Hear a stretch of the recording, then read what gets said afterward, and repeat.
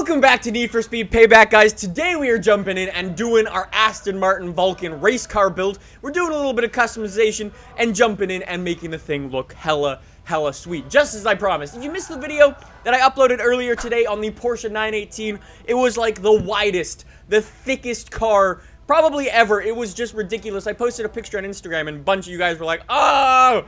It was really cool. Anyways, if you missed that video, I'll link to it down below, along with the Need for Speed Payback giveaway that we're running. 2 lucky viewers are going to be getting a code for Need for Speed Payback. You can enter in the description down below, and yeah, good luck. Anyways, let's jump into this Aston Martin Vulcan build and see what we can do to it. So, alright, let's jump into this Aston Martin Vulcan. We're going to be doing some visual customization, jumping in some tuning, and then, of course, some painting as well, and then we sort of jump between quite a few of them, because I wasn't a fan of the way this car looked after I built it originally, so you'll see me swap some parts in and out throughout this entire video. So, yeah, just sit back, relax. It's a pretty cool one, this build. But anyways, I know I got this question quite a bit on the Porsche 918 one, and I know that there are still people who are really worried about the lack of visual customization on these hypercars, and I'm still happy to tell you that there's visual customization even on these cars like the Aston Martin Vulcan. I don't think in real life you can swap anything on an Aston Martin Vulcan. And I mean, we've got 3 different front bumpers, we've got different hoods, we've got different rear fenders, different front fenders. We have rear wings for this car as well, and some hella cool exhausts as well, because we've got side pipes and stuff. It's really awesome. Anyways, I promised you guys the coolest headlights on this car. I mean, the Aston Martin Vulcan already has some pretty cool looking headlights with just how aggressive they are naturally, and then we went and wrapped them in like this almost oil slick tint slash wrap. It's really cool, and I think they came out looking super nice. Like, look at these rear fenders.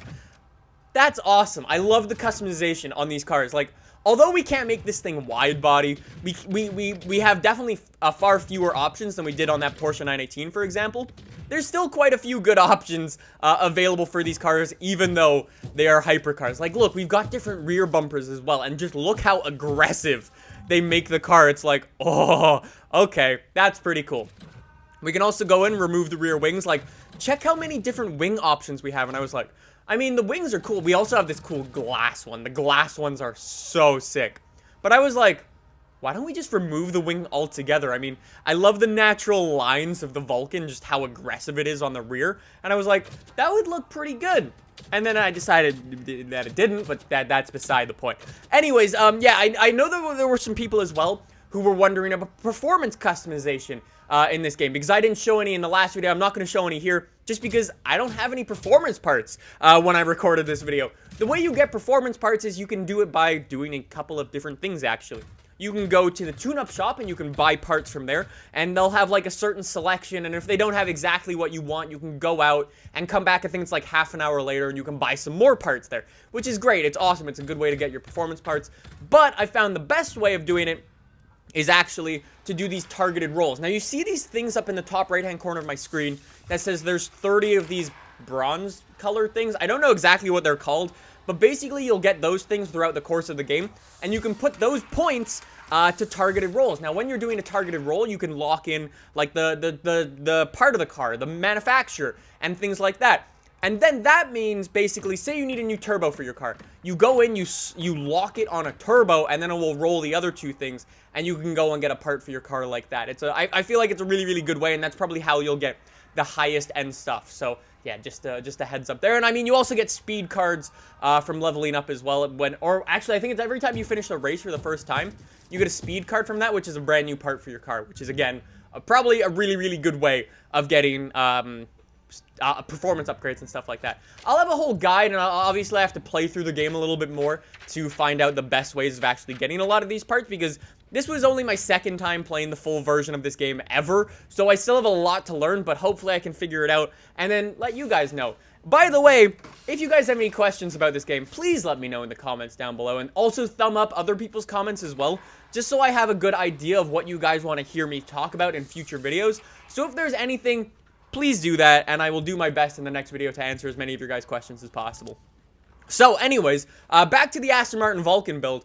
I got these cool wheels with like almost like a 2-tone paint job, I guess. It's like a black inner with like a blue rim around it, and I found it looked really awesome. And then I was like, let's make the car blue. And I'm like, yeah, all blue crew life, for sure. Start at AR12gaming.com. Get your AR12 sticker now. Anyways, I was like, that looks really awesome. And I love the natural, aggressive lines at the rear for the Aston Martin Vulcan. But I was like, you know, it doesn't really look that cool without a rear wing. So I was like, okay, let's go back in, swap a rear wing on it, because it just looks kind of awkward, if you ask me. So I'm like, all right, let's get the Aston Martin wing back on there. That looks much better. And then I was like, yeah, the color's a bit boring. Let's make it orange. So I went in and made it orange. Anyways, that's the build for you guys. Like I said, I'll have some more gameplay for you guys coming next week. I'm going to be driving around in the city next week doing free roam. My Let's Play is going to be starting up. I'm going to be finding some derelicts. We're going to be doing a wheelie build as well, and I'm going to show you guys how you can do wheelies, because they're a little bit more complicated than you might actually expect, which is kind of cool, actually. Anyways, so make sure you're subscribed for all of that. Check out the giveaway links down below, and like I said, if there's anything you want answered in Need for Speed Payback, put a comment down below and ask a question, and I will do my best to get you guys some answers. Anyways, I hope you enjoyed that video. If you did, subscribe down below, and I will see you soon with some more Need for Speed Payback videos. That was not correct grammar. Alright, bye!